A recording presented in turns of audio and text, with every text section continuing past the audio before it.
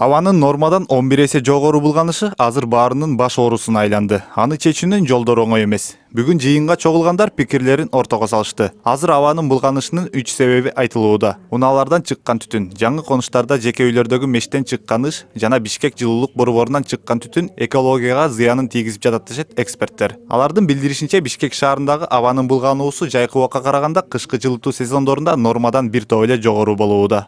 По всем веществам есть отдельные ПДК. Абадагы ар бир уулуу заттын өзүнүн көрсөткүчү бар. Бирок менин билишимче шаар тургундары ден соолугуна таасир берген бул заттардын көрсөткүчүнө көп маани деле бербейт. Азыр шаардын борбордук бөлүгү менен жаңы конуштар турган жерлерде аба эң көп булганган көрсөткүчкө жетти. Биз бул көйгөйлөрдү чечүүдө башка өлкөлөрдүн тажрыйбасын колдонууну сунуштап жатабыз.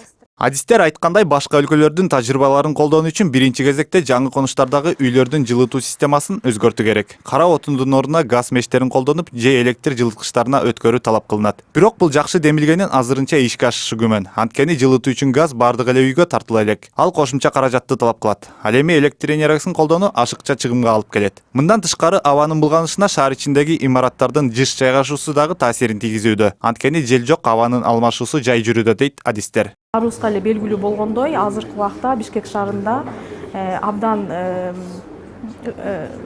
тез ылдамдык менен бийик имараттар курулууда. Булар дагы ошо шамалдын шаарды аралап өтө албастыгына, абанын аралашысына өзүнүн тоскоолдуктарын көрсөтүүдө. Азыр жайкы убакка жана жаан чачын көп болгон убактарга караганда абал начарыраак.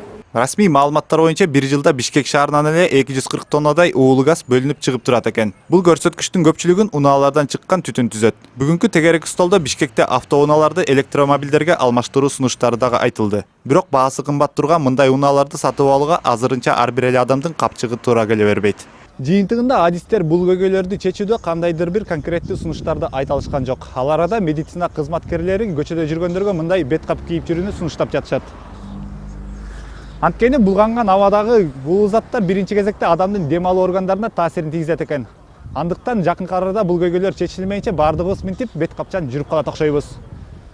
Дастан Жолдошев, Урмат Мамедалиев, НТС.